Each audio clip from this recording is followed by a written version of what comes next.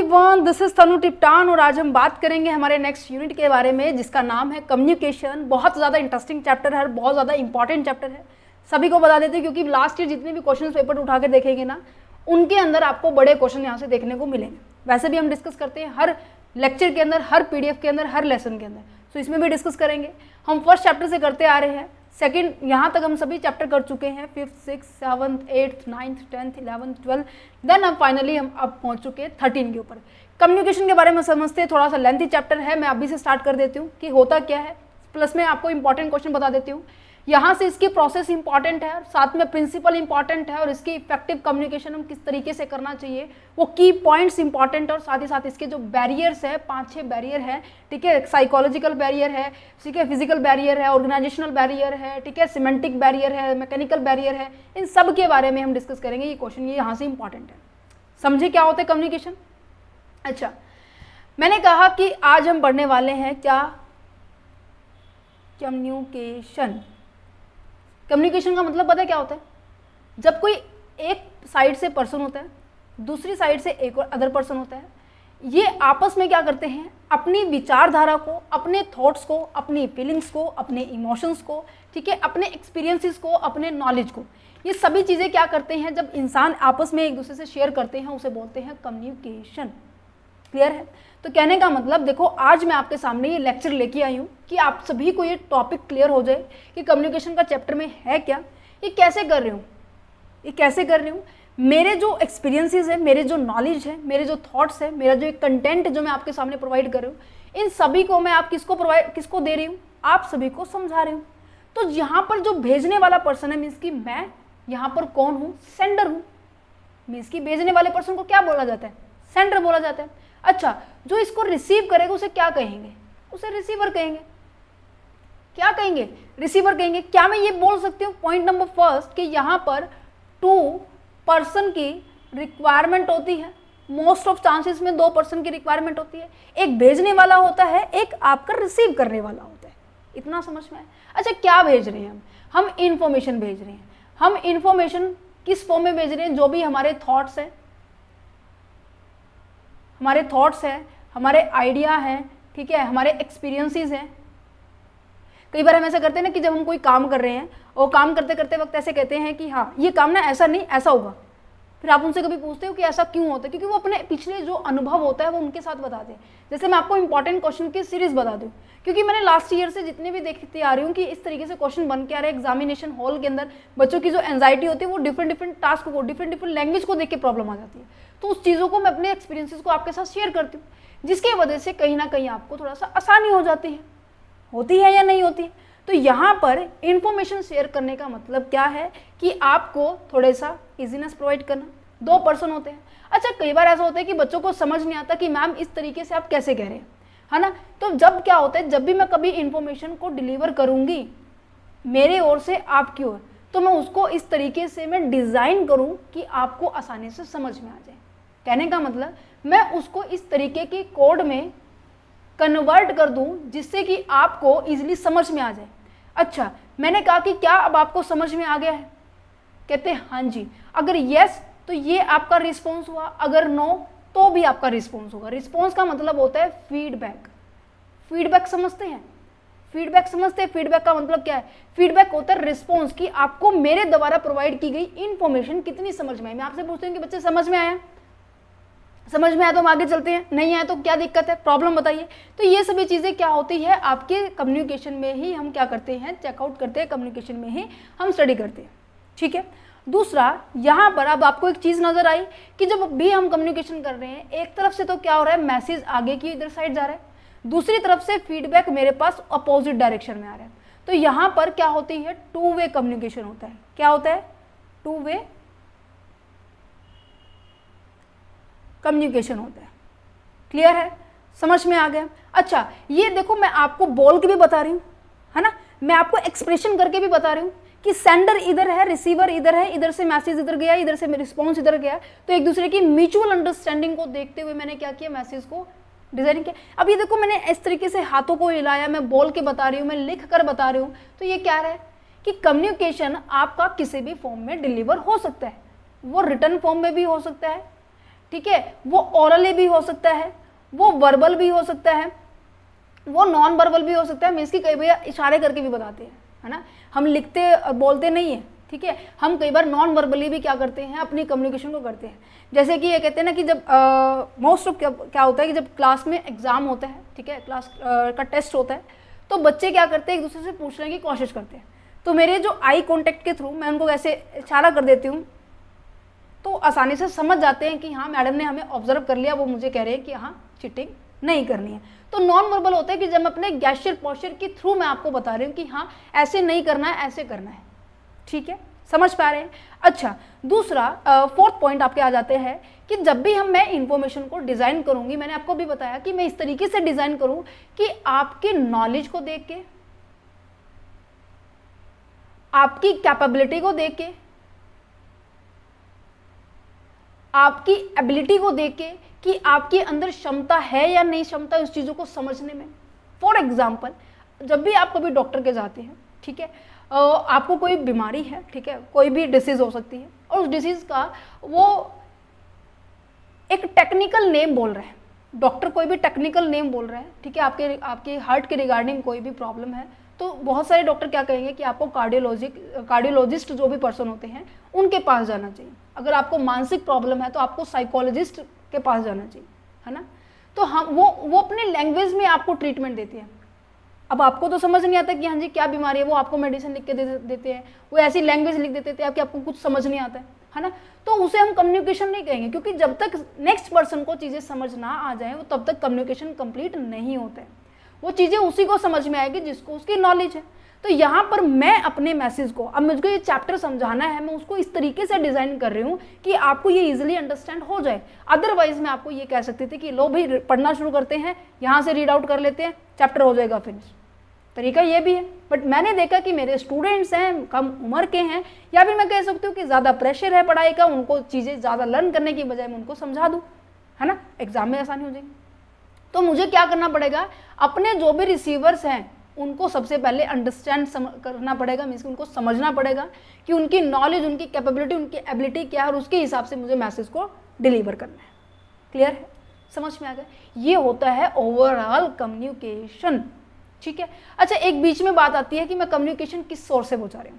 अब आप मुझे यूट्यूब के सोर्सेज देख रहे हैं, कई बच्चे ऐसे हैं जो जूम मीटिंग से सोर्सेज देखते हैं, कई बच्चे ऐसे हैं जो मुझे ऑफलाइन फेस टू फेस देखते हैं। तो यहाँ पर इंफॉर्मेशन पहुँचाने का तरीका भी, मीन्स की चैनल जो होगा, जो मीडियम होता है, वो मेरे अलग अलग हो सकते हैं। यूट्यूब हो सकता है, मेल हो सकता है, व्हाट्सएप हो सकता है, किसी भी सोर्सेज से मैं आपसे कॉन्टैक्ट कर पा रही हूँ। मैं आपको कहती हूँ अगर आपको PDF लेनी है तो आप हमारे कॉन्टैक्ट नंबर से हमारी टीम के साथ कांटेक्ट कर सकते हैं। तो व्हाट्सएप नंबर भी क्या हो गया कि मीडियम हो गया कि आपकी और हमारे टीम के बीच में क्या हो रही है, कम्युनिकेशन हो रही है। जो भी आपको पूछना है वो उनसे पूछ सकते हैं, जो भी उनको बताना है वो आपको बता सकते हैं, ठीक है। फिर आता है बीच में एक चैनल। चैनल का मतलब होता है कि किस सोर्स से बता रहे हैं। मैंने आपको बताया कि जब भी आप मैसेज करेंगे आपको एक प्रॉपर फॉर्मेट में लिखना है कि आप कौन से क्लास से बिलोंग करते हैं, ठीक है, आप कौन सी यूनिवर्सिटी से बिलोंग करते हैं, और आपको कौन से सब्जेक्ट के नोट्स चाहिए, क्योंकि आपको पता है यहाँ पर तीनों सब्जेक्ट पढ़ाए जाते हैं। तो आप कॉमर्स के हैं तो सीधा मैसेज कॉमर्स की फैकल्टी के पास जाएगा, राइट। तो ये होता है कम्युनिकेशन करने का प्रोसेस। यहाँ पे सेंडर होता है, एक इन्फॉर्मेशन होती है, वो एक सोर्स से गुजर के जाती है, जैसे अब यूट्यूब से जा रही है आपके पास, ठीक है। रिसीवर आप है, अगर कोई दिक्कत होती है तो मैं कहती हूँ कमेंट सेक्शन ओपन है, तो आप मुझे फीडबैक देते हैं, फीडबैक से मैं आपको रिस्पॉन्स देती हूँ, तभी कम्युनिकेशन कंप्लीट होगा। क्लियर है, चलो इसको पढ़ते हैं क्या कह रहे हैं, सुनो। कम्युनिकेशन क्या है? कम्युनिकेशन एक ऐसी प्रोसेस है, कम्युनिकेशन एक ऐसी प्रोसेस है जहाँ पर 2 से ज़्यादा व्यक्ति अपने आइडियाज़ को, अपने थॉट्स को, अपनी इन्फॉर्मेशन को, अपनी फीलिंग्स को, इन सब को एक्सचेंज करते हैं, ठीक है। यहाँ पर मैसेज को एक दूसरे के पास ट्रांसफ़र किया जाता है, जिससे कि हम क्या करते हैं, अपने जो ऑब्जेक्टिव होता है उसको कंप्लीट अप करते हैं, ठीक है। नेचर की ओर बात करते हैं। नेचर क्या है? ये 2 वे प्रोसेस है, बताया मैंने, एक तरफ सेंडर, एक तरफ रिसीवर, कंटिन्यूस प्रोसेस है। अब जरूरी नहीं होता कि आप किसी पर्टिकुलर पर्पस के लिए करें। आप देखो स्पेशली वीडियो देख रहे हैं, आपको कंटेंट अपना सिलेबस कंप्लीट करना है, ये पर्टिकुलर पर्पस है, ठीक है। अगर मैं कहूँ कि आप अपने फ्रेंड से नॉर्मली बातचीत करें कि आज तुमने घर में क्या बनाया, आज आंटी ने क्या बनाया भाई, है आज तुम ऑटो से जाओगे, अपनी बाइक से जाओगे, जब आप नॉर्मली बात कर रहे हैं, ठीक है, तो वो भी आपकी कम्युनिकेशन ही होती है, बट वो पर्पस नहीं होता उसके पीछे, बस नॉर्मली मनोरंजन हो सकता है। जैसे कि आप यूट्यूब चलाते हैं रील्स देखने के लिए, व्हाट्सएप चलाते हैं नॉर्मली चैट करने के लिए, स्टेटस देखते हैं, फेसबुक चलाते हैं, इंस्टाग्राम चलाते हैं, ट्विटर चलाते हैं, ये सभी क्या होता है, आप मनोरंजन कर रहे हैं। बट उसमें जो भी चीज़ें आपको नज़र आ रही है फ्रंट में कि आज उसने ये स्टेटस लगाया, आज ये यहाँ पे घूमने गया, तो आपके माइंड में एक कम्युनिकेशन, आपके कॉग्निटिव लेवल को वो एक्टिवेट कर रही है ये एक्टिविटीज़। क्लियर है? तो कम्युनिकेशन क्या होता है, कंटिन्यूस होता है, पर्पसफुल भी हो सकता है, इम्पर्पसफुल भी हो सकता है, म्यूचुअल अंडरस्टैंडिंग होनी चाहिए, जो भेजने वाला है उसे पता होना चाहिए कि आपका रिसीवर कौन है, जिसकी वजह से जो मैसेज मैं आपके सामने भेजने जा रही हूँ उसी पॉइंट ऑफ व्यू से आप उसको समझें। अदरवाइज मिसअंडरस्टैंडिंग क्रिएट हो गई तो क्या होगा, मैसेज गलत पहुँचेगा। ठीक है, मल्टी चैनल की बारे में बात की जाए, इसकी काफ़ी सारे सोर्सेज हैं जिसके थ्रू हम क्या कर सकते हैं, अपनी फीलिंग्स को, अपने थॉट्स को, अपने आइडियाज़ को एक्सचेंज कर सकते हैं। अभी बताया मैंने, मेल हो गया, बॉडी लैंग्वेज हो गई है, ट्विटर हो गया, इंटरनेट का सोर्सेज हो गया, ठीक है, आप अपने हाथों की मूवमेंट करके बता सकते हैं, काफ़ी सारे चैनल हैं। ठीक है, डायनामिक एंड एडेप्टिव की पॉइंट ऑफ व्यू से बात करते हैं। डायनामिक का मतलब क्या होता है, जो इन्वायरमेंट, जो अपनी सिचुएशन के हिसाब से वो क्या हो रही है, चेंज हो रही है। ठीक है, अब देखो मैंने इसको ऐसे करके दिखाया, ये भी एक कम्युनिकेशन है कि आपके दिमाग में ऐसा रहे कि इन्वायरमेंट के हिसाब से मैं इसको चेंज कर पा रहा हूँ, तो ये क्या है, कम्युनिकेशन है भाई। तभी कहते हैं कि जब भी हम कम्युनिकेशन करते हैं ना, एक as a teacher, specially teacher के बारे में बात की जाए, एक स्पीकर के बारे में बात की जाए, तो उसके अंदर facial expression, even body language, उसकी जो टोन है, वो सब कुछ मैटर करती है। समझ में आ रहा है? समझ में आ रहा है नहीं तुम्हारा? तो मैं यहाँ पे क्या कहना चाह रही हूँ, जो कम्युनिकेशन होती है वो कभी भी स्टैटिक नहीं होती। मैं हर समय ऐसे करके नहीं समझाती। कई बार ऐसा होता है, कई बच्चे ऐसे होते हैं कि नॉर्मल है, वो जल्दी समझ जाते हैं, तो उनको ज़्यादा इस तरीके से समझाने की जरूरत नहीं है। मुझे अपने फेशियल एक्सप्रेशन को इतना अजीब अजीब गरीबों बनाने की जरूरत नहीं होती है ना। तो यहाँ पर according to environment, according to audience, according to parties, मुझे क्या करना पड़ता है, अपने वे ऑफ कम्युनिकेशन को चेंज करना पड़ता है। क्लियर है? अच्छा, 7th पॉइंट सबसे बेस्ट पॉइंट है, इंटरेक्शन। जो आपका इंटरेक्शन होना जरूरी है। इंटरेक्शन का मतलब क्या है कि जो सेंडर है, जिसकी मैं, और जो आप है, आपको पता है मैं आप सभी को देख पा रही हूँ। अच्छा, मैंने कहा कि आप मुझे देख पा रहे हैं, आप मेरी बॉडी लैंग्वेज को देख पा रहे हैं, मैं आपको देख पा रही हूँ। अगर आप मेरी क्लास में ऑफलाइन होते, ठीक है, जैसे मोस्ट ऑफ क्या होता है, जब टेस्ट होता है ना बच्चे का, तो बच्चे क्या करते हैं, कोड बना लेते हैं कि क्वेश्चन आता है तो कुछ पेन उठाना है, 2 टाइम्स ऐसे टच करना है अपने बोर्ड पे या फिर बेंच पे। तो ये कोड मैंने पूरी क्लास में ऑब्जर्व किया, तो मुझे पता लग गया कि चीटिंग करने का सोर्सेस ये है। अगर नहीं आता तो बच्चे क्या करते, 2 बार ऐसे सिर पे हाथ ऐसे करके मूव करते। तो ये क्या है, उनके माइंड में किसी बच्चे ने यहाँ बैठा है, उसने कहा कि क्वेश्चन आता है, थोड़ा सा ऐसे गर्दन इधर उधर हिलाई, उसने कहा अगर आता है तो 2 बार पेन को वो टकाटक करके बेंच पे बजाएगा, जिससे उसको इन्फॉर्मेशन मिल जाएगी कि हाँ मेरे पीछे वाले बच्चे को आता है, मैडम जैसे ही इधर उधर होगी मैं चीटिंग कर लूँगा। तो ये क्या है, एक इंटरेक्शन हुआ इनके बीच में, है ना। और दूसरा, मैंने जैसे इस चीज़ को ऑब्जर्व किया, मैंने उसको आंखों ही आंखों में समझा दिया कि बच्चे, तो वो समझ गया कि मैडम ने मुझे ऑब्जर्व कर लिया। तो सेंडर हो गया, जो रिसीवर हो गया, यहाँ पर क्या है, उनके बीच में एक कनेक्शन होना चाहिए जिसके थ्रू वो कम्युनिकेशन कंप्लीट पहुँच सकते हैं। ठीक है, कई बार ऐसा होता है कि हम देखते कहीं और है, कहते कहीं और है, तो कहीं ना कहीं मिसअंडरस्टैंडिंग होती है या नहीं होती। तो यहाँ पर ये इसके कुछ करेक्टरिस्टिक्स है जो आई होप आपको समझ में आ गए।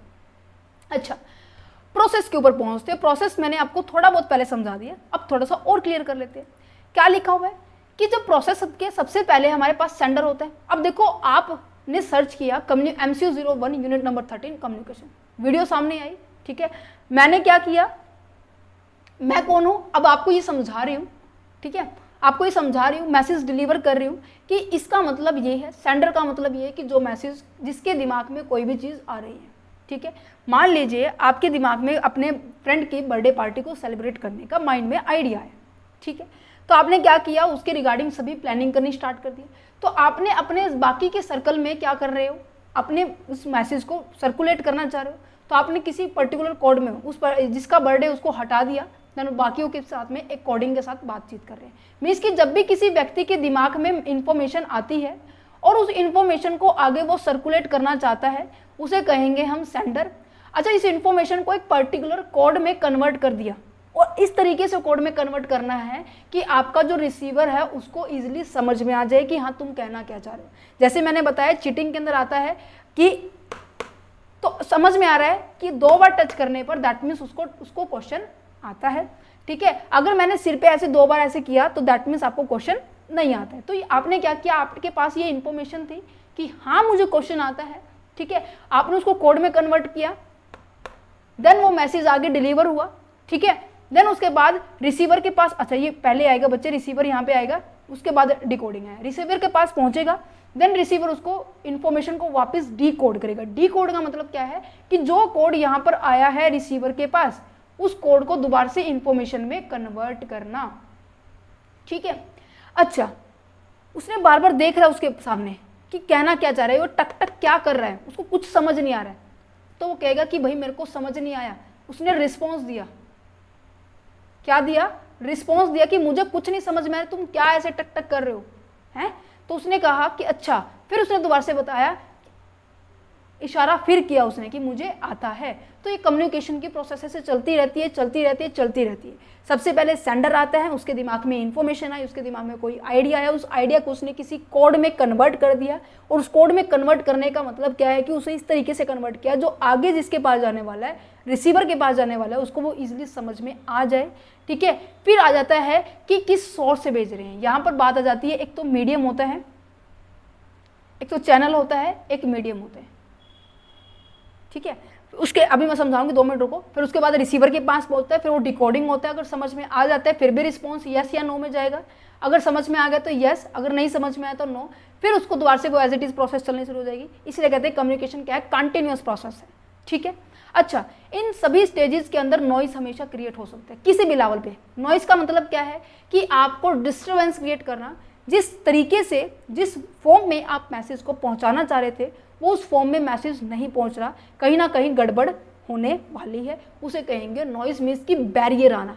बैरियर किसी भी तरीके का आ सकते हैं। सराउंडिंग में इतनी तेज जोर से क्या चल रही थी, मान लीजिए ट्रैफिक मेरे पास से जा रहा है, मैंने कुछ बोला, नेक्स्ट पर्सन को कुछ समझ नहीं आया, या फिर मैं खुद ही बहुत परेशान हूँ, मैं किसी को भेज रही हूँ मैसेज, तो वो उसमें जो टोन है मेरे बोलने की वो कुछ अलग होगी, जिससे नेक्स्ट पर्सन कुछ अलग समझेगा। समझ पा रहे हैं? तो ये काफ़ी सारे नॉइस होते हैं, काफ़ी सारे बैरियर्स होते हैं, उनको हम आगे डिस्कस करेंगे। अब देख लेते हैं क्या क्या पॉइंट है। सेंडर कौन है? जो पर्सन मैसेज भेजता है। एनकोडिंग का मतलब क्या है? जब उस थॉट्स को वर्ड, सिंबल या फिर किसी भी कोड के अंदर कन्वर्ट करते हैं। मैसेज का मतलब क्या है? कोई भी कंटेंट जो भी आपको आप भेजना चाह रहे हैं। चैनल और मीडियम को मैंने और अच्छे से डेप्थ में डिस्कस किया, क्योंकि इनके बीच में थोड़ा सा डिफरेंस जानना बहुत ज़्यादा जरूरी होता है। मीडियम का मतलब होता है स्पेसिफिक मेथड, जिसके थ्रू आप क्या कर रहे हैं, मैसेज को डिलीवर कर रहे हैं। मीन्स की वो टूल के बारे में बात की जा रही है, जहाँ से मैसेज को क्या किया जा रहा है, ट्रांसफर किया जा रहा है सेंडर से रिसीवर के पास। क्या हो सकता है? वो फेस टू फेस कन्वर्सेशन हो सकती है, जैसे कि मेरी ऑफलाइन क्लासेस के अंदर हो सकती है, या फिर अब देखो मेरे हिसाब से जैसे कि आप व्हाट्सएप पे वीडियो कॉल करते हैं, तो वो भी एक तरीका है कम्युनिकेशन करने का। फ़ोन पे नॉर्मली कर रहे हैं, वो भी कम्युनिकेशन करने का तरीका है। आप मुझे मेल करते हैं कि मैम नोट्स कहाँ मिलेंगे, आप मुझे लेटर सेंड करते हैं, आप मुझे रिपोर्ट सेंड करते हैं, मेमोज भेजते हैं, ये सभी के सभी क्या है, कम्युनिकेशन करने का तरीका है। नॉन वर्बल की बात की जाए तो जब इशारे होते हैं ना, से ये क्या है, आप मम्मी को इशारा करके बताते हो, मम्मी मम्मी आज भूख नहीं है, तो ये क्या है, बॉडी लैंग्वेज से, गेस्चर से, फेशियल एक्सप्रेशन से आप क्या करते हो, अपने फीलिंग्स को, अपने थॉट्स को बताते हो। ठीक है, इसके अंदर और एग्जांपल लेना चाहे तो आप ले सकते हैं। क्या होगा जब टीचर आपसे सुनती है क्लास के अंदर जो भी आपको वर्क मिला है, और जब आपको नहीं आता है तो आपकी जो बॉडी लैंग्वेज होती है, जो आपका फेशियल एक्सप्रेशन होता है, टीचर को अपने आप पता लग जाता है कि आज आपको क्वेश्चन याद नहीं है। क्लियर है? अच्छा, जो चार्ट है, ग्राफ है, जब देखो मैंने आपको इस चैप्टर को समझाने का तो क्या था कि इजीली समझा सकते थे, जैसे कि आपकी बुक में दिया, बट मैंने इसको थोड़ा सा इंटरेस्टिंग वे से क्यों बनाया कि हर एक चीज़ को हाईलाइट किया, जो ज़्यादा इंपॉर्टेंट पॉइंट है उसको और ज़्यादा हाईलाइट किया। मैंने चार्ट ऐड किया हुआ है, इसमें पिक्चर ऐड की हुई है, जिससे कि आपको और आसानी से समझ में आ जाए। क्यों? क्योंकि मैसेज ईजिली जो मैं समझाना चाह रही हूँ आपको पास एज इट इज़ पहुँच जाए। ठीक है, फिर रिसीवर आएगा, डिकोडिंग होगा, मिस मैसेज को वापस उसी सेंस में क्या किया जाएगा, कन्वर्ट किया जाएगा। ठीक है, और ये कन्वर्ट करना किसकी एबिलिटी के ऊपर डिपेंड करता है, रिसीवर की एबिलिटी के ऊपर डिपेंड करता है, क्योंकि सेंडर ने तो बना दिया भाई मैसेज जो बनाना था, रिसीवर की एबिलिटी के बेस के ऊपर बनाया। अब डिपेंड करता है कि रिसीवर उस चीज़ को उसी फॉर्म में कन्वर्ट कर पाता है या नहीं कर पाता। अगर नहीं कर पाया तो वापस रिस्पॉन्स देगा, फीडबैक देगा कि हाँ मुझे समझ में आ गया है, हाँ मुझे समझ में नहीं आया है, उसका रिस्पॉन्स देता है। ठीक है, समझ में आ गया है? चलो, तो यहाँ पर हो जाती है process complete. Is it clear? कोई दिक्कत है? कोई दिक्कत है तो बता देना बच्चे मुझे। तो अब टाइप ऑफ कम्युनिकेशन की ओर बढ़ लेते हैं। टाइप ऑफ कम्युनिकेशन आपके सिलेबस के अंदर वैसे 2 ही हैं, फॉर्मल एंड इनफॉर्मल, बट फिर भी मैं आपको ये बता देती हूँ, अगर किसी की बुक में ये है तो आप इसको इजीली समझ सकते हैं। सबसे पहले क्या लिखा हुआ है, इंटरपर्सनल कम्युनिकेशन है, जिसको हम डायडिक कम्युनिकेशन भी कहते हैं। इंटरपर्सनल का मतलब होता है एक इधर व्यक्ति है, एक इधर व्यक्ति है, दोनों आपस में क्या कर रहे हैं, कम्युनिकेशन कर रहे हैं। ठीक है, समझ पा रहे हैं। इसकी दो पर्सन के बीच में क्या हो रहा है, कम्युनिकेशन हो रहा है, वार्तालाप हो रही है। इंट्रापर्सनल का मतलब क्या होता है कि जहां पर केवल एक सिंगल व्यक्ति है। अब आप ये सोच रहे हैं कि मैम सिंगल व्यक्ति कैसे एक बातचीत करें, कभी आपने अपने आप से बातचीत की है? मैं हमेशा कहती हूँ कि आप अपने आप से बातचीत करके सोया करो। क्यों? क्योंकि आपको क्यों सोना है, क्योंकि आपको फ्यूचर के बारे में, मीन्स कि आने वाले कल के बारे में देखना है कि मुझे क्या टास्क कंप्लीट करना है, वो अपने आप से बात ही तो होती है।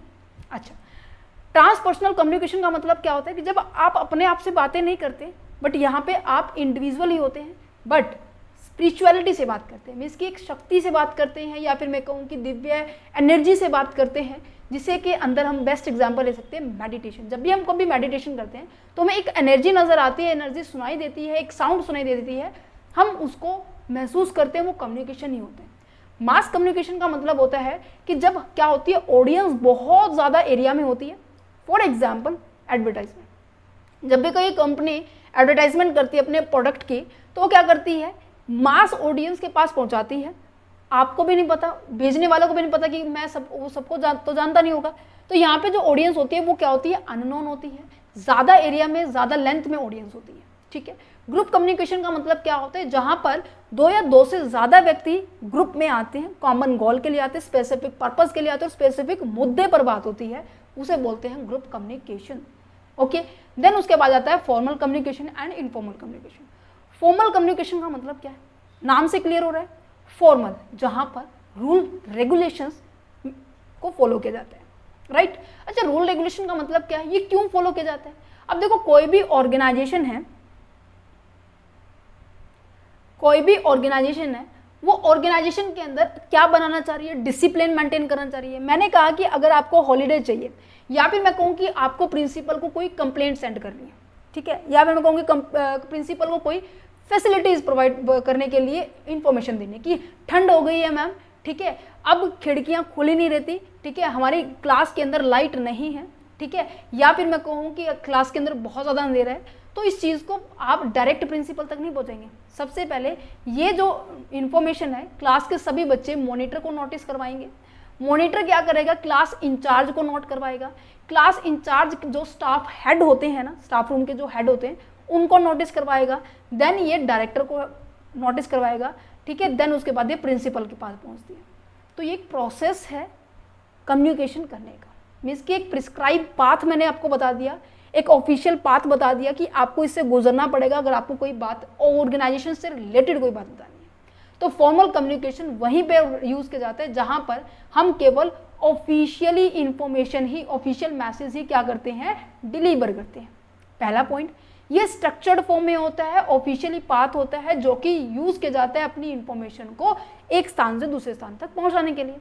तो दूसरा पॉइंट, पहला पॉइंट यहाँ पे स्ट्रक्चर्ड है, ऑफिशियल पाथ है, यहाँ पर सबके बीच में फॉर्मल रिलेशनशिप होता है। थर्ड पॉइंट आपको ये याद रखना है, फॉर्मल रिलेशनशिप का मतलब क्या है कि यहाँ पर कोई किसी का भाई बहन नहीं होता, यहाँ पे एक रिलेशन होता है, एक ऑनर का, एक सुपीरियर का, सबॉर्डिनेट का, राइट। तो यहाँ पर आप किसी से तू तड़ा करके नहीं बोलते, मीन्स कि तुम क्या कर रहे हो, ऐसे सब फुली रिस्पेक्ट एंड काम से काम होता है, यहाँ पे कोई रिलेशनशिप नहीं होता है, ठीक है। दैट्स द रीजन यहाँ पे फॉर्मल रिलेशन कहेंगे, ठीक है। और ये रिटर्न भी हो सकता है, ऑरल भी हो सकता है, ये चीज़ें आप लिखित में भी आगे भेज सकते हैं या फिर ऑरली भी भेज सकते हैं। ये ऑफिशियल पर्पज़ के लिए होता है, इतना समझ में आया। अच्छा, यहाँ पर जो मेन इंपॉर्टेंट बात लिखी हुई है क्या, कि ये जानबूझकर इस हर एक ऑर्गेनाइजेशन के अंदर फॉर्मल कम्युनिकेशन फॉलो किया जाता है। जानबूझकर का मतलब क्या है, इसको इसलिए बनाया जाता है कि ऑर्गेनाइजेशन में सभी एम्प्लॉयज़ का, सभी कैंडिडेट्स का, स्कूल के अंदर स्टूडेंट्स का, कॉलेज के अंदर भी स्टूडेंट्स का, स्टाफ रूम के अंदर स्टाफ टीचर्स के अंदर एक डिसिप्लिन हम बना पाए। क्लियर हो चुका है, फॉर्मल कम्युनिकेशन नेटवर्क ये होता है। 6 से 7 पॉइंट जो मैंने आपको बताए, ये इसकी फीचर्स, उसके कैरेक्टरिस्टिक्स में आ जाएंगे। एडवांटेज आप इसको अब लिख सकते हैं, पढ़ सकते हैं। ओके, डॉक्यूमेंटेशंस में होता है। अच्छा, किसी की बुक में अगर टाइप्स गिवन है तो आप इसको देख सकते हैं, क्योंकि इसके ऊपर मैं अलग से वीडियो बनाऊँ, क्योंकि आपकी बहुत से क्लासेस के अंदर ये आपके सिलेबस में इंक्लूड नहीं है, किसी के अंदर इंक्लूडेड है, तो इसलिए मैं इसको अलग से बनाऊंगी, ठीक है। ज़्यादा टाइम इसके ऊपर यूज़ नहीं करने वाले हम। ओके, डिसएडवांटेज बता सकते हैं कि जो फॉर्मल कम्युनिकेशन होता है वो कैसा होगा, स्लो होगा, क्योंकि ये कितनी प्रोसेस से गुजरेंगे, हमें 8 स्टेप से गुजरना पड़ेगा। तो बच्चे क्या सोचेंगे, इससे बच्चा तो रहने दे, हमें इतनी सारी प्रोसेस को इतना वेट करना पड़ेगा, हटा दो। तो कहने का मतलब बहुत सारी कॉम्प्लेक्सिटी होती है, काफ़ी सारे इंट्रैक्शंस नहीं हो पाती, जो मेन अथॉरिटी को जो फीलिंग से आप समझाना चाह रहे हो बात को, वो उसी फीलिंग से नहीं जाती, क्योंकि मैसेज आगे तक ऐसे ऐसे पहुँचते पहुँचते उसका रूप थोड़ा सा चेंज हो जाता है ना। इनफॉर्मल का मतलब क्या होता है, जहाँ पर एक रिलेशनशिप क्रिएट होता है। रिलेशनशिप दैट मीन्स जहाँ पर हम क्या करते हैं, अपने इंटरेस्ट, अपनी पसंद के हिसाब से हम क्या करते हैं, ऑर्गेनाइजेशन के अंदर बातचीत करते हैं, जहाँ पर सोशल इंटरेक्शन हम कह सकते हैं, जहाँ पर अपनी पर्सनल बातें हम एक दूसरे के साथ शेयर करते हैं। क्लियर है? जिसे हम यहाँ पे इसे हम कहते हैं ग्रेप वाइन स्ट्रक्चर भी कहते हैं। क्लियर है? इसे क्या कहते हैं, ग्रेप वाइन स्ट्रक्चर कहते हैं। जो डिसएडवांटेज आपके यहाँ पर थे वो इसकी एडवांटेज बन जाएगी, जो एडवांटेज यहाँ पे थे वो इसके डिसएडवांटेज बनेंगे, इसके जस्ट अपोजिट है। क्लियर है?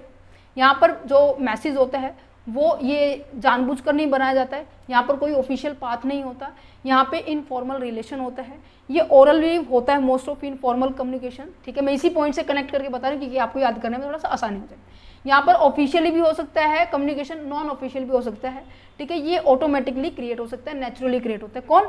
इनफॉर्मल की फीचर्स बताइए मैंने। क्लियर है? ओके।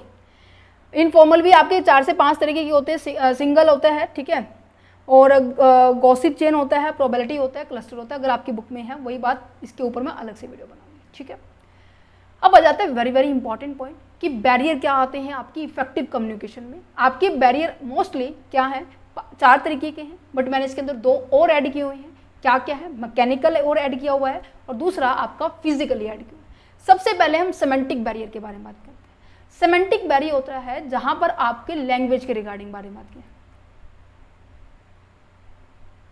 जहां पर आपको भाषा की दिक्कत आती है। मैंने कहा जैसे कि मैं अपनी गवर्नमेंट जॉब की अगर बात करूं, जब मेरी ज्वाइनिंग के लिए लेटर आया था अरुणाचल प्रदेश से, और वहां पर भाषा कुछ और बोली जाती है। ठीक है, अब जिस हरियाणा के अंदर अपनी स्टेट में क्या बोली जाती है, हरियाणवी बोली जाती है। तो यहाँ पर देखो कि मुझे अपने हरियाणवी लैंग्वेज का पता है, हिंदी लैंग्वेज का पता है, इंग्लिश लैंग्वेज का पता है, पंजाबी का पता है। ठीक है, बट मुझे अरुणाचल प्रदेश में जो बोले जाने वाली भाषा है मुझे उसका पता नहीं है। तो कहीं ना कहीं मेरी जॉब के लिए ये हर्डल क्रिएट हुआ, जिसके कारण मैंने वो जॉब ऑब्वियस सी बात है नहीं करनी पड़ी, है ना। या तो मुझे वो लैंग्वेज सीखनी पड़ेगी, है ना, या फिर वहां से उस पर्टिकुलर चीज को कैंसिल आउट करना पड़ेगा। तो सेमेंटिक बैरियर होता है जब किसी ऑर्गेनाइजेशन में और किसी लैंग्वेज के रिगार्डिंग पर्सन अपॉइंट होता है, वो उस कल्चर की भाषा को, उस कल्चर को अडॉप्ट करने में ऑब्वियस सी बात है दिक्कत आएगी। तो यहाँ पर जब भी क्या होता है, बैडली मैसेज को एक्सप्रेस किया जाता है, तब भी सेमेंटिक बैरियर होता है। मीन्स कि शब्दों का गलत प्रयोग करना या फिर उन बेहतरीन शब्दों का प्रयोग नहीं किया जो कि इस पर्टिकुलर मैसेज को डिलीवर करने के लिए आपको सपोर्ट करे थे। तो ये कहीं ना कहीं आपके बैरियर बन जाएगा। सिंबल जो होंगे डिफरेंट होंगे। अब मैंने ऐसे सिंबल किया तो ये क्या नज़र आ रहा है कि ओके थम्स अप का नज़र आ रहा है, मैंने ऐसे नज़र किया तो विक्ट्री का नज़र आ रहा है। तो कहीं ना कहीं हमारे अब मेरे जो सिंबल आपको समझ में आ रहा है, क्या पता किसी और लैंग्वेज के अंदर इनका मतलब अलग हो, इसका मतलब अलग हो, कुछ भी हो सकता है। तो सिंबल भी डिफरेंट मीनिंग के होते हैं, जिसके कारण हमारा बैरियर क्रिएट होता है। फॉल्टी ट्रांसलेशन का मतलब क्या होता है? फॉल्टी ट्रांसलेशन का मतलब होता है कि जो मैंने आपको कम्युनिकेट किया है वो आपने गलत समझा। ठीक है, जैसे कि फॉर एग्जाम्पल मैंने कहा कि आज आपके घर में क्या बना है। एक बच्चे ने कहा कि मैम आज मेरे घर में ओकरा बना है। मैंने कहा बच्चे ओकरा क्या होता है, ये तो मेरे को लग रहा है नॉन वेज है। तो उन्होंने कहा कि मैम वेज है, ये वेजिटेबल है, आपके यहाँ पर भिंडी कहते हैं। अब यहाँ पर देखो मैंने उस मैसेज को समझ नहीं पाई। रीज़न क्या है कि मुझे उस पर्टिकुलर भाषा का, उस पर्टिकुलर लैंग्वेज की मुझे नॉलेज नहीं थी। ठीक है, अनक्लियर एजम्पशंस का मतलब क्या है? अनक्लियर एजम्पशंस का मतलब होता है कि मैं पहले से ही मान के चलूँ कि जो मेरे रिसीवर हैं उनको इनके बारे में पता होगा। ये मेरी एजम्पशंस है, इस वजह से मैंने आप लोगों को आधा अधूरा समझा है। कहने को तो मैं भी कह सकती थी कम्युनिकेशन तो कोई बड़ा चैप्टर है ही नहीं, ये तो आपको आता है, बट फिर भी मैंने आपको ये बेसिक से समझाया कि मुझे लग रहा था कि मुझे मेरे जो ऑडियंस है उसको नहीं आता। तो अगर मैं इस भाव से मैं समझाती कि तुम्हें आता है, तो कहीं ना कहीं ये मेरी अनक्लियर अजम्पशंस होती है, जिसके कारण मैं जो शब्दों का प्रयोग करती, अब जो मैंने बेसिक शब्दों का प्रयोग किया है उनमें बहुत ज़्यादा डिफरेंस होता है। टेक्निकल जार्गन का मतलब क्या होता है कि जब आप किसी स्पेसिफिक लैंग्वेज का यूज़ कर रहे हैं, जैसे कि अकाउंट्स के अंदर, बैंक के अंदर पैसे आना पैसे जाना डेबिट क्रेडिट बोला जाता है ना, बट नॉर्मल लाइफ के अंदर ऐसा कुछ नहीं कहते, ये कहते हैं कि पैसे कट गए पैसे आ गए, ऐसे बोला जाता है। अगर मैं कहूँ कि डेबिट हो गया क्रेडिट हो गया, मेरे दादाजी को बोल रही हूँ मैं, तो कहेंगे क्या कह रही है भाई, मुझे समझ नहीं आ रहा। तो टेक्निकल जार्गन्स का मतलब होता है जब किसी स्पेसिफिक लैंग्वेज का हम यूज़ कर रहे हैं किसी चीज़ को समझाने में, और ऑब्वियस ही बात है उसको समझ नहीं आएगी नेक्स्ट पर्सन को जब तक उसको नॉलेज नहीं होगी। अच्छा, बॉडी लैंग्वेज का मतलब होता है कि जब मैं कह कुछ रही हूँ, मेरी बॉडी लैंग्वेज कुछ कह रही है, मैं कह रही हूँ कि नहीं करना, और मैं साथ साथ गर्दन ऐसे हिला रही हूँ कि नहीं करना, तो ये क्या नज़र आ रहा है, क्या नज़र आ रहा है, ये बॉडी लैंग्वेज और जो मेरा गेस्चर है वो एक दूसरे से मिसमैच हो रहे हैं, उसे बोलते हैं सेमेंटिक लैंग्वेज। आप इसको रीड करो फटाफट।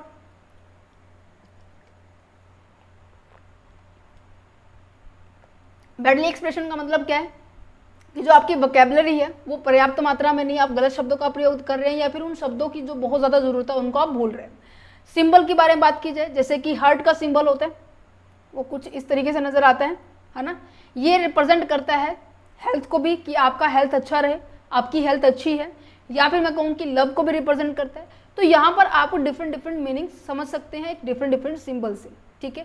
ट्री क्या कर रहा है, ग्रोथ को रिप्रेजेंट करता है, नेचर को रिप्रेजेंट करता है, ठीक है, आपकी जो लाइफ है उसकी हेल्दी स्टेबिलिटी के बारे में रिप्रेजेंट करता है। फॉल्टी ट्रांसलेशन मैंने आपको बता दिया। अनक्लियर अजम्पशंस की मैं पहले से ही मान के चलूँ कि तुम्हें आता है। टेक्निकल जार्गन्स की मैंने यहाँ पे डॉक्टर का एग्जाम्पल लिया। जो डॉक्टर होते हैं वो टेक्निकल लैंग्वेज में क्या कहते हैं, अगर आपको हार्ट अटैक की जो प्रॉब्लम है तो उसे क्या कहेंगे, you have the myocardial infarctions, means कि आपको हार्ट अटैक है। अब अगर नॉर्मल कोई पेशेंट होगा उसको तो समझ नहीं आएगा भाई क्या क्या रहा है, टेक्निकल जार्गन से। नेक्स्ट जाता है बॉडी लैंग्वेज, कि आपका जो बॉडी लैंग्वेज है, जो आपकी गेस्चर्स है, वो क्या हो रही है, एक दूसरे से मिसमैच हो रही है, मिस इंटरप्शंस हो रही है, ठीक है। अच्छा, साइकोलॉजिकल बैरियर के बारे में बात की जाए, साइकोलॉजिकल बैरियर के अंदर क्या आ जाता है, आ जाओ इसी पॉइंट पे। साइकोलॉजिकल बैरियर होता है जब आपकी माइंड के बारे में, स्टडी के बारे में बात की जा रही है कि आपकी जो सोच है, आपकी जो विचारधारा है वो क्या होगी, अलग अलग होगी।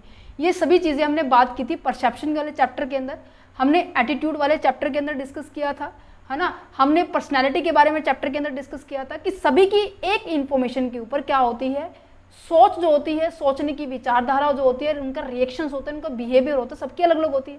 तो साइकोलॉजिकल बैरियर यही होता है कि मैंने कोई मैसेज डिलीवर करना था कि आज तो तुम्हारी छुट्टी होगी, आज तो तुम्हें बड़ा मजा आ गया होगा, तो कोई बच्चा ऐसे भी समझ सकता है क्या पता मैम आज जल्दी छुट्टी करती हो, कोई बच्चा ये समझता हो क्या पता मैम आज कम काम देती हो, कोई बच्चा ये समझ रहा होगा कि हाँ आज मैडम आज हमें प्रॉपर अच्छा समझ में आ गया है, आज मुझे कोई दिक्कत नहीं होगी।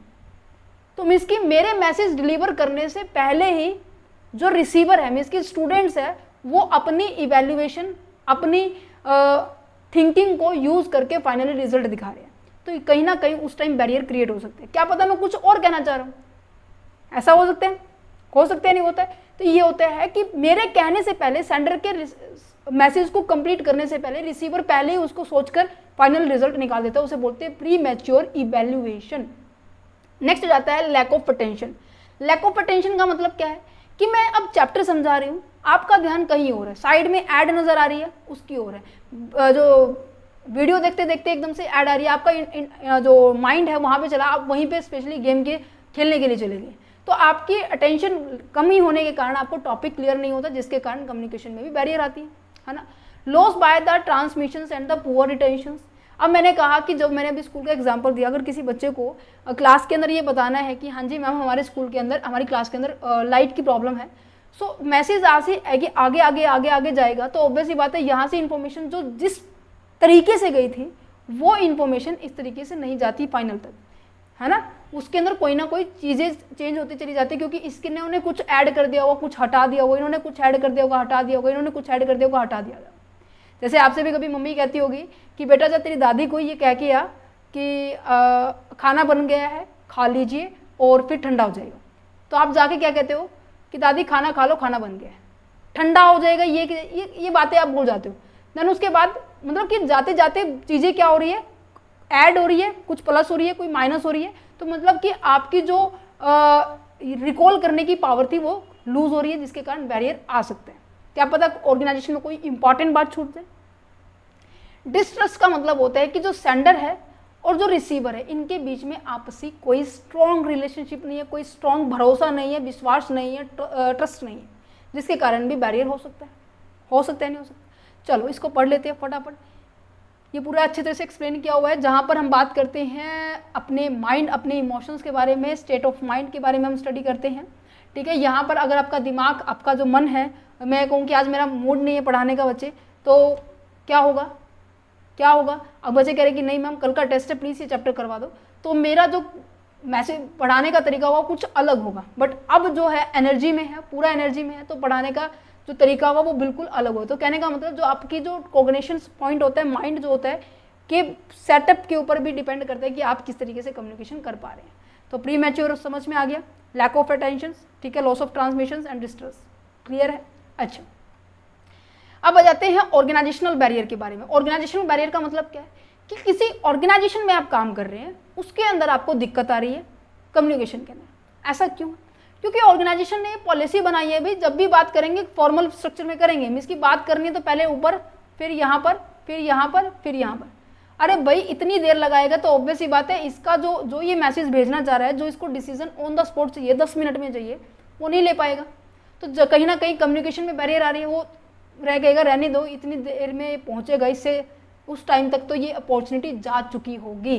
तो ऑर्गेनाइजेशन की पॉलिसी क्या है, बहुत ज़्यादा रिज्ड होती है, इस वजह से भी हमारे पास क्या होती है, बैरियर क्रिएट हो जाते हैं। काफ़ी सारे स्ट्रिक्ट रूल रेगुलेशन होते हैं कि हाँ 2 बजे से पहले नहीं जाना है, अगर बात करनी है तो 2:30 बजे के बाद करनी है बात। तो ये रूल बनाए हुए हैं भाई। अगर काम आपका 11 बजे है, इंपॉर्टेंट बहुत ज़्यादा काम है, आपको कह रहे हैं कि 2:30 बजे के बाद बात करना, तो उसका कोई तो फायदा नहीं रह जाएगा, है ना।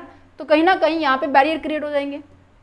स्टेटस भी बहुत ज़्यादा इंपॉर्टेंट बात करता है, जो कि बैरियर क्रिएट करता है। अब जो टॉप मैनेजमेंट के लोग होते हैं और जो लोअर मैनेजमेंट के लोग होते हैं, उनके बीच, उनके स्टेटस में बहुत ज़्यादा ज़मीन आसमान का फ़र्क होता है।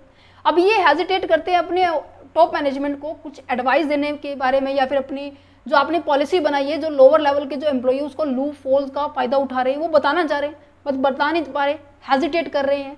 तो यहाँ पर इनके स्टेटस के कारण भी बैरियर क्रिएट हो जाता है। ऑर्गेनाइजेशन का स्ट्रक्चर बहुत ज़्यादा कॉम्प्लेक्स है, काफ़ी सारे लेवल्स है, काफ़ी सारे डिपार्टमेंट है, उन सभी डिपार्टमेंट से गुजर के जाना पड़ेगा आपको कोई बात कहनी तो क्या है ये ऑर्गेनाइजेशनल बैरियर है। ऑर्गेनाइजेशन फैसिलिटीज़ का मतलब क्या है कि जो फैसिलिटीज़ आपको देनी चाहिए आपको नहीं दी। फॉर एग्जाम्पल, आप किसी ऑफिस में काम कर रहे हैं, आपको लाइट की फैसिलिटी नहीं दी गई, आपको एसी की फैसिलिटीज नहीं दी गई, ठीक है, आपको कम्युनिकेशन करने के लिए टेलीफोन नहीं दिया गया, मतलब कि इन सभी चीज़ों की फैसिलिटी नहीं दी गई, जिसके कारण आपकी कम्युनिकेशन में दिक्कत हो सकती है।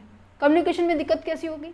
अगर मैंने कहा लाइट नहीं है तो काम प्रॉपर नहीं होगा, आप उस बात को ऊपर तक पहुंचा नहीं पा रहे हैं, क्योंकि इतने दिन हो गए मुझे पहुँचाए हुए, अभी तक कोई रिस्पॉन्स नहीं आया हुआ, काम नहीं होगा तो ऑर्गेनाइजेशन का लॉस होगा। तो ये बैरियर्स ही तो है, आ रहे हैं समझ में? दैट्स इट, ऑर्गेनाइजेशनल बैरियर ये है। पर्सनल बैरियर का मतलब होता है जब आप अपनी खुद के बारे में बात कर रहे हैं, मीन्स के जब एक सुपीरियर होता है, एक सबॉर्डिनेट होता है, ठीक है, सबकी जो मैंने आपको बताया personality, attitude, perceptions, belief, value, ये सभी के सभी अलग अलग होते हैं, सभी का मानना अलग अलग होता है। तो यहाँ पर खुद के किसी एक पॉइंट के ऊपर सबकी विचारधारा अलग अलग होगी, इनके बीच में आपस में ग्रुप में रहकर उसी अलग अलग विचारधारा के लोगों को एक साथ ग्रुप में रखना है, तो कहीं ना कहीं कॉन्फ्लिक्ट क्रिएट होगा ही होगा। क्लियर है? तो यहाँ पर देखो क्या लिखा हुआ है, इसको पढ़ लेना। कहाँ गया भाई, ऑर्गेनाइजेशनल बैरियर आ गया। अच्छा पहले मैकेनिकल है, पहले पर्सनल कहाँ गया भाई, पर्सनल ये कि जो परसेप्शन है सबका डिफरेंस है, सुपीरियर है, सुबॉर्डिनेट है, किसी एक पॉइंट ऑफ व्यू से आपकी उसके ऊपर अलग अलग विचारधारा होगी, आपका जो ट्रस्ट है वो अलग अलग होगा, है ना, क्योंकि सबके जो बिलीफ हैं किसी काम को करने में, कोई कहता है कि मैम सुबह काम करना चाहिए जो भी आप अच्छा काम कर रहे हैं, कोई कहता है शाम को काम करना चाहिए जो भी कह रहे हैं। तो जो ट्रस्ट है वो अलग अलग कम्युनिटी का, अलग अलग कस्टम्स का, अलग अलग रिलीजियंस का अलग अलग होता है, ठीक है, समझ पा रहे हैं। स्टेटस एंड अथॉरिटी भी यहाँ पे भी पॉइंट आ सकता है, ठीक है। नेक्स्ट जाता है जो स्टीरियोटाइप का पॉइंट आया ना, स्टीरियोटाइप का मतलब क्या है, जो रूढ़िवादिता। रूढ़िवादिता मतलब क्या है कि हमारे कल्चर में तो ये बात मानते हैं, हमारे कल्चर में तो कहते हैं कि शादी में ब्लैक ड्रेस डाल के जानी चाहिए। बट किसी के कल्चर में कहते हैं कि हमारे यहाँ तो वाइट ड्रेस डाल के जाते हैं, किसी के अंदर ये कहते हैं कि हमारे ना तो वाइट डालते हैं ना ड्रेस ब्लैक डालते हैं, हमारे यहाँ पे येलो या फिर रेड डालते हैं। तो ये क्या है? कम्युनिकेशन का बैरियर हो सकता है। अगर मैंने कहा कि मतलब किसी एक के ऊपर आपकी पुरानी विचारधारा जो आपके पीछे से सेट होके आई हुई है, आपके जो पूर्वजों से आई हुई है कि हाँ ये काम ऐसे नहीं करते, जैसे बिल्ली रास्ता काट जाए तो आपको आगे नहीं बढ़ना, तो ये कम्युनिकेशन ही का बैरियर ही हो सकता है। ठीक है, समझ में आ रहा है? आई होप मैं जो कहना चाह रही हूँ आपको समझ में आ रहा होगा, अदरवाइज कम्युनिकेशन के बैरियर यहाँ पे भी क्रिएट हो सकते हैं। नहीं समझ में आ रहा तो फीडबैक कमेंट सेक्शन में देने। ओके, मैकेनिकल बैरियर का मतलब होता है जब क्या होते हैं, अब आपको पता है पिछले 3 दिन से नेटवर्क इशू इतना हो रहा था कि मैं आपके लिए वीडियोस प्रोवाइड नहीं कर पा रही थी। नोट भी किया होगा आप लोगों ने, बच्चों के मैसेज भी बहुत ज़्यादा आए थे। वो भी मुझे 3 दिन फ़ोन का नेटवर्क चल रहा था, बट जो मेरा वाईफाई था उसके अंदर प्रॉब्लम आई हुई थी। अब मेरे वाईफाई के अंदर प्रॉब्लम आने के कारण, टेक्नोलॉजी के प्रॉब्लम आने के कारण, ठीक है, उनके जो पीछे से कुछ सर्वर में बिजी था, पता नहीं क्या था, तो वहाँ से आने के कारण मैं आपसे कम्युनिकेट नहीं कर पाई, मैं आपको रेगुलर बेसिस पे क्लासेस नहीं प्रोवाइड कर पाई, है ना। तो कहीं ना कहीं मेरे लिए ऑब्स्टिकल क्रिएट कर रहे हैं, मेरे लिए बैरियर क्रिएट कर रहे हैं नहीं कर रहा है। तो यहाँ पर जब भी कभी भी इशू क्रिएट हो due to there is a technology या फिर कम्युनिकेशन, जिस डिवाइस से मैं आपसे कनेक्ट कर रही हूँ उसमें कोई भी दिक्कत आती है, उसे बोलते हैं मैकेनिकल बैरियर बोलते हैं। क्लियर है? फिजिकल बैरियर का मतलब होता है कि जब आपके आसपास इन्वायरमेंट में बहुत ज़्यादा शोर होता है और मेरी आवाज़ आप तक क्लियरली पहुंच नहीं पाती है, तो उसे बोलते हैं फिजिकल बैरियर। मीन्स कि फिजिकल इन्वायरमेंट या फिर सराउंडिंग की वजह से आप तक कम्युनिकेशन इफेक्टिव वे से नहीं पहुंच पा रहा है, उसे कहेंगे फिजिकल बैरियर। क्लियर है? समझ पा रहे हैं? क्लियर है? आई होप इतना समझ में आ गया होगा। बैरियर क्लियर आ गया समझ में कि बैरियर कौन कौन सकते हैं। मैंने आपको 2 पॉइंट और बता दिए, फिजिकल एंड मैकेनिकल। ये 6 पॉइंट आपको अच्छे से करके जाने हैं। अच्छा जी, अब पहुंचते हैं कि अगर इन बैरियर्स को हमें हटाना है, यहाँ पर चाहे ऐसे बोल दिया जाए कि how to overcome the barrier of the communication, या फिर ऐसे बोल दिया जाए कि principle of the good communication, या फिर ऐसे बोल दिया जाए इफेक्टिव कम्युनिकेशन, तो आपको ये पॉइंट्स लिखने हैं। ठीक है,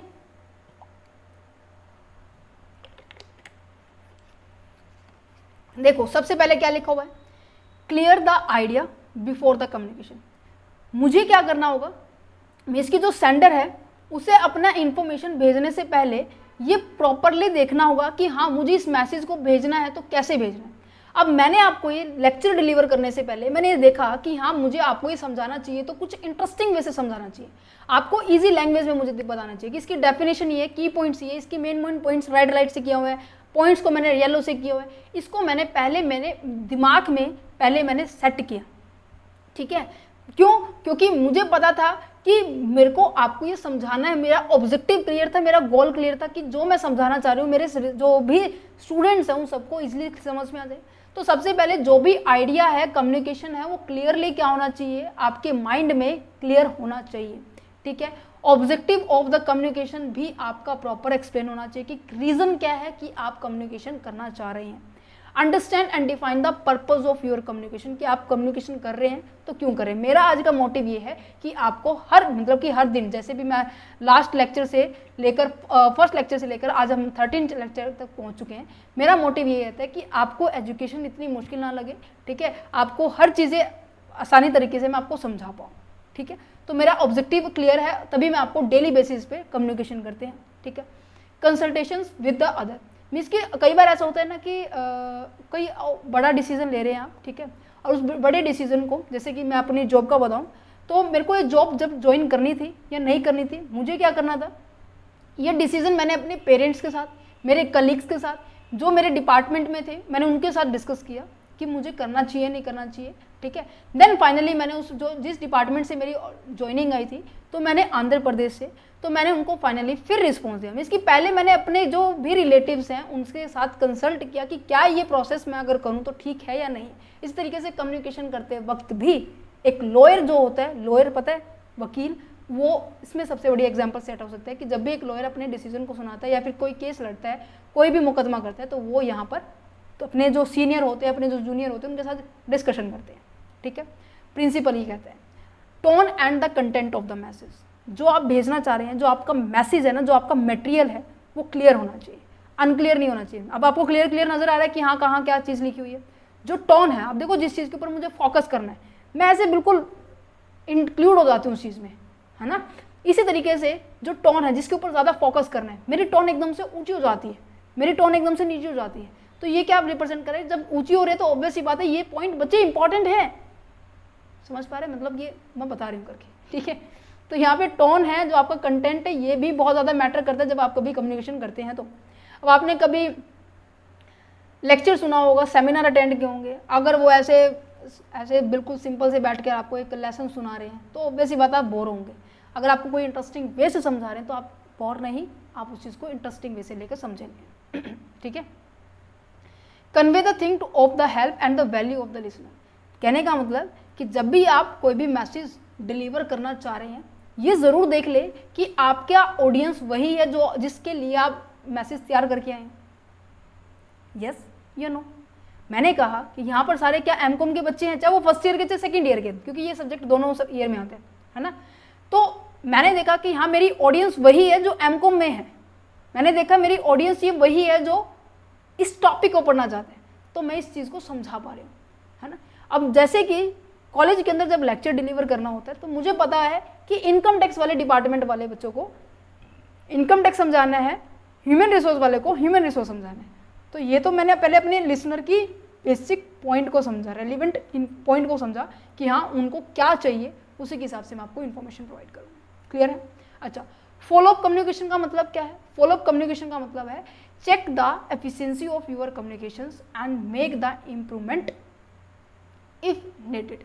मीन्स कि आप कम्युनिकेशन करते जा रहे आप देखेंगे कि जो आप कभी कोई काम को स्टार्ट करते हैं, पहली बार आप कभी स्टेज पर गए हैं तो आपके अंदर जो बोलने का जो कॉन्फिडेंस है वो थोड़ा सा बहुत ज़्यादा वीक होगा, थोड़ा नहीं बहुत ज़्यादा। लगातार 3 साल आपने कॉलेज के अंदर प्रैक्टिस की, day by day, day to day आप क्या कर रहे हैं, पार्टिसिपेशन कर रहे हैं। आज जो बोलने का जो लेवल है वो बहुत ज़्यादा इंप्रूव होगा। मीन्स कि आपने इसके अंदर इंप्रूवमेंट किया लगातार बेसिस पे। तो कहने का मतलब अगर आप किसी से कम्युनिकेशन कर रहे हैं, ये देख रहे हैं कि हमारा कम्युनिकेशन इफेक्टिव वे से है या नहीं है, इसको चेक किया जा रहा है, अगर नहीं है तो उसके अंदर हमें इंप्रूवमेंट करने की जरूरत होगी। ठीक है, समझ पा रहे हैं। Communication for the present and the future. Means की कम्युनिकेशन इस तरीके से करनी चाहिए कि आज एट प्रेजेंट कॉन्फ्रेंस या फिर मैं कहूँगी कोई भी आप सेमिनार अटेंड करते हैं तो उसको अटेंड करने का मतलब क्या है कि वहाँ पर जितने भी एक्सपीरियंस पर्सन आते हैं वो अपने अनुभव को शेयर करके जाते हैं, वो किसी टॉपिक के ऊपर बात करके जाते हैं, उस टॉपिक के रिगार्डिंग आपका इंटरेस्ट होता है जो कि फ्यूचर में आप उसी के ऊपर काम करते हैं। जो आपने आज बात समझी है वो फ्यूचर में यूज़ होगी। मीन्स की एड्रेस द करंट इशू, जो आज का जो इशू है उसको एड्रेस किया, उसके ऊपर बातचीत की, जो कहीं ना कहीं आपके फ्यूचर के गोल को अचीव जरूर करेगा। क्लियर है। Correlation between the actions and the communications. Means कि आपका जो बॉडी लैंग्वेज है, आपका जो पॉस्चर है वो आपकी बोल के साथ होना चाहिए। मैंने कहा कि काम नहीं करना है, मैंने कहा काम नहीं करना है, तो मैं गर्दन हाँ के अंदर ही रह रही हूँ और मैं बोल ना कह रही हूँ। तो ये कह रहे हैं कि आपका जो एक्शन है, जो आपका कम्युनिकेशन है, उनके बीच में कोरिलेशन होना चाहिए। जब भी आप कम्युनिकेशन कर रहे हैं एक अच्छे लिसनर भी होना चाहिए। मीन्स कि ये नहीं कि आप अपनी बातें कहे जा रहे हैं, नहीं। अब भाई नेक्स्ट पर्सन की भी सुननी पड़ेगी ना, उसके हिसाब से तभी तो आप बता पाएंगे कि हाँ मेरे ऑडियंस को क्या चाहिए, है ना। अच्छा, इन्वायरमेंटल फैक्टर को भी देखना पड़ेगा कि हाँ जब हम कभी कम्युनिकेशन कर रहे हैं तो इन्वायरमेंट क्या हमें सपोर्ट कर रहा है या नहीं कर रहा। ये कुछ एक बातें हैं जो कि एक प्रिंसिपल कहूँ मैं, या फिर कॉमन बातें हैं जो कि आपको अपनी लाइफ के अंदर भी अडॉप्ट करनी चाहिए। क्लियर है, समझ में आ रहा है। अच्छा जी, अब नेक्स्ट आ जाता है आपके पास क्या, आपके इफेक्टिव कम्युनिकेशन को करने के लिए। ये आप रीड कर लेना कि सिग्निफिकेंस क्या है, बार बार इन्हीं बातों को रीड किया जा रहा है। वैसे मैं लास्ट में बता दूंगी, पहले हम इफेक्टिव कम्युनिकेशन की कम्युनिकेशन को इफेक्टिव कैसे बनाया जा सकता है इनके बारे में बात कर रहे हैं। सबसे पहला जो हमारा ऑब्जेक्टिव है, इफेक्टिव का मतलब क्या है कि जो मैं समझाना चाह रही हूँ, मैंने देखो आपको बताऊँ, ये जो मैं आपको समझा रही हूँ ना वो मैं ऑलरेडी पहले से ही बहुत ज़्यादा करके रखती हूँ कि मैंने बताया कि इस चैप्टर के अंदर हम ये बातें डिस्कस करेंगे। आज का ऑब्जेक्टिव क्लियर है, मैं इन सभी टॉपिक के ऊपर डिस्कस करूँगी। हमारा टॉपिक ये हो गया, हमारा टॉपिक ये हो गया, हमारा ये भी हो गया, हमारा ये भी हो गया, प्रिंसिपल हो गया, हमारा लास्ट टॉपिक रहता है ये। अब नजर आ रहा है कि हमारा जो मेरा आज का जो ऑब्जेक्टिव है वो पूरी तरीके से कंसाइज है, पूरी तरीके से आपको पता है कि आज इस वीडियो के अंदर ये सभी बातें करी जाएंगी, है या नहीं है। कहने का मतलब हर चीज़ हर एक चीज़ एक बहुत अच्छे से क्लियर होना, ठीक है। तो इफेक्टिव कम्युनिकेशन तभी होगा जब आपका ऑब्जेक्टिव क्लियर होगा और आपको ये पता है कि हमें जो कम्युनिकेट करना जा रहा हूँ वो बहुत क्लियर है, कंसाइज है, ठीक है, ज़्यादा लंबा तो नहीं है। मैं 14 घंटे की वीडियो बना दूँ इस टॉपिक के ऊपर और जो टॉपिक है केवल 1 घंटे 50-60 मिनट का है और उसके ऊपर मैं कहूँ कि मैं पूरे 14 घंटे लगा दूँ, तो ऑब्वियस सी बात है नहीं होगा। मैं इसको स्ट्रेट फॉरवर्ड लैंग्वेज में उसको एक्सप्लेन करना चाहूँ, सिंपल लैंग्वेज में एक्सप्लेन करना चाहूँ, जिससे कि आपके जो कन्फ्यूज़न है, आपके जो जितने भी डाउट्स उसको क्लियर किया जा सकते हैं, है ना। अच्छा, हमें अपने ऑडियंस को लिसन करना पड़ेगा, मीन्स के एक बात करने के साथ साथ मुझे उसको प्रॉपर वे से नेक्स्ट पर्सन को सुनना भी पड़ेगा। कहते हैं कि एज ए गुड लिसनर भी बहुत ज़्यादा ज़रूरी होना चाहिए, ठीक है। अच्छा, क्योंकि तब जब तक मुझे आपके नेक्स्ट पर्सन के बारे में पता नहीं चलेगा मुझे क्या स्टूडेंट को क्या चाहिए। फॉर एग्जाम्पल, जब मैं लेसन समझा रही हूँ, एक तो ये हो सकता है इसमें पॉइंट, दूसरा हो सकता है जब मैं लेसन समझा रही हूँ, ठीक है। अब जो मैंने ऑफलाइन में देखा है, जब बच्चों को समझाते हैं तो वहाँ पे बच्चों का जो इंटरेक्शन होता है तो आँखों को थोड़ा सा जो आइज़ है, जो आईब्रो होते हैं, अगर उनको समझ नहीं आता वो उनके ऊपर हो जाती है, नहीं समझ में आते जो इनकी आईब्रो ऐसे ऐसे श्रिंक हो जाती है ऐसे ऐसे करके, ठीक है। या फिर किसको समझ में आ रहा है तो ऐसे गर्दन हिलाते रहते हैं, यस मैम, यस। तो ये क्या है कि वो मुझे सुन रहे हैं, मेरा उनके साथ इंटरेक्शन बन रहा है, मेरा इनके साथ कनेक्शन बन रहा है, जिससे मैं उनको नॉट आउट कर पा रही हूँ, मेरा उनके साथ आई कांटेक्ट बन रहा है, ठीक है। वो अपनी गर्दन को ऐसे हिला रहे हैं, नॉडल कर रहे हैं, मुझे साथ साथ फीडबैक मिल रहे हैं कि मुझे समझ में आ रहा है कि मेरे ऑडियंस को कंसेप्ट क्लियर हो रहे हैं, क्लियर है। तो क्या ये समझ में सेकंड पॉइंट, थर्ड पॉइंट आ गया, अंडरस्टैंड योर ऑडियंस, क्लियर है। Use the appropriate tone and body language, means कि जो आप समझाना चाह रहे हो उसके लिए एक बेहतरीन शब्दों का प्रयोग होना चाहिए, बेहतरीन बॉडी लैंग्वेज का यूज होना चाहिए, ठीक है। अब आपका यहाँ पर वॉइस और लैंग्वेज एक दूसरे से मैच होनी चाहिए, ये नहीं है कि एक दूसरे से अनमैच हुई तो ऑब्वियस ही बात है मैसेज अनक्लियर होगा। मैं आपकी तरफ देख रही हूँ और मैसेज सावन को पहुँचा रही हूँ, ठीक है, सावन ये आपको करके आना है और मैं आपकी तरफ देख रही हूँ, तो वो तो बेचारा कंफ्यूज होगा ही होगा कि हाँ कि मैडम मेरे को कह रही है, आपको कह रही है, किसको कह रही है, होता है नहीं होता। अच्छा, हमें फीडबैक को भी एनकरेज करना चाहिए। मैं मोस्ट ऑफ कहती हूँ आप सभी को कि प्लीज़ कमेंट सेक्शन के अंदर कमेंट किया करो कि मुझे पता चले कि हाँ आपको लेक्चर समझ में आया है, नहीं आया, कितना आया, क्यों नहीं आया, क्या रहा है। या फिर आप मुझे ये बता सकते हैं कि मैम आपके अंदर ये कमी है, आपको इसके अंदर इंप्रूवमेंट करना चाहिए, आपको ये मतलब कुछ ना कुछ हमें फीडबैक दो, क्योंकि ऑब्वियस ही बात है आप मुझे नेगेटिव पॉइंट देंगे, नेगेटिव रिस्पॉन्स देंगे तो ऑब्वियस ही बात है हम इसके ऊपर काम करेंगे कि हाँ ये कमी नज़र आ रही है, हमें इसको इम्प्रूव करना चाहिए। अगर कोई पॉजिटिव है तो हमें मोटिवेशन मिलता है बच्चे कि हाँ तुम लोग हमारे साथ हो, तुम्हें समझ में आ रहा है, तुम्हारे लिए और ज़्यादा वीडियो लेके आएंगे। तो फीडबैक तो ज़रूरी होता है कि हमें पता चल जाए कि हाँ तुम कैसा चल रहा है। Be aware of the non verbal cues, means कि जो भी हम बोल कर नहीं केवल एक्सप्रेस करके दिखाते हो उनके बारे में आपको नॉलेज होनी चाहिए। अब मैं मोस्ट ऑफ क्लास में बच्चों को जब टेस्ट होता है बोल के नहीं, मैं अपनी मतलब इशारों से बता देती हूँ कि नहीं बच्चे नहीं करना, मतलब ऐसे गर्दन हिलानी, उनकी तरफ देखना, समझ जाते हैं उन्हें। ऐसे किया वो तब भी समझ जाते हैं। मेरी एकदम से स्पीड एकदम से तेज़ हो जाती है, क्लास के अंदर राउंड लगाते वक्त स्पीड एकदम से तेज़ हो जाती है, तो क्या होती है कि मैडम मेरी तरफ आ रही है, ठीक है, अब चुप होकर बैठना पड़ेगा या मेरी पिटाई होने, मुझे बोलने की जरूरत नहीं होती। कई बार ऐसा होता है कि अब देखो वो उनके बीच में, मेरे और उनके बीच में बहुत अच्छी बॉन्डिंग है, अच्छी अंडरस्टैंडिंग है, वो समझ जाते हैं, है ना। जैसे मैंने कहा कि आपको भी पता है ये विक्ट्री का साइन है, सबको पता है। तो जो भी नॉन वर्बल जो क्यूज है उनके बारे में अवेयरनेस होनी, तभी हम एक इफेक्टिव कम्युनिकेशन कर सकते हैं। हम अजम्पशंस को अवॉइड करेंगे। अजम्पशंस क्या होते हैं कि मैं ये सोच के चलूँ कि मेरे जो ऑडियंस है उनको ये आता होगा। अगर मैं ऐसे सोच के चलती तो आज इतना इन डेप्थ में इन चीज़ों को मैं नहीं समझाती, है ना। तो मैं इफेक्टिव कम्युनिकेशन करने की पूरी कोशिश कर रही हूँ।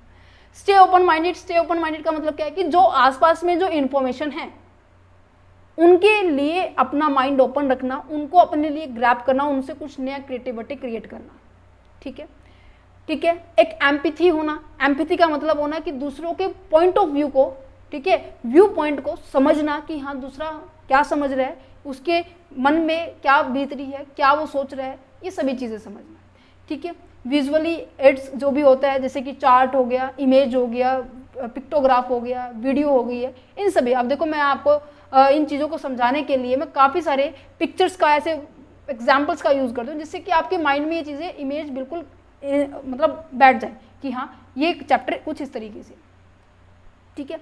इफेक्टिव कम्युनिकेशन का पॉइंट आ गया। ये क्वेश्चन अब बहुत बहुत ज़्यादा इंपॉर्टेंट है।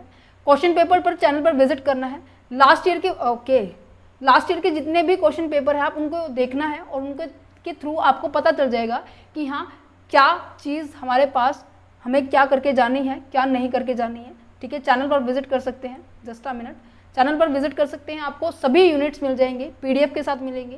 क्वेश्चन पेपर पे भी विजिट कर सकते हैं, आपको डिफरेंट यूनिवर्सिटीज़ के क्वेश्चन पेपर आपको यहाँ पर मिल जाएंगे।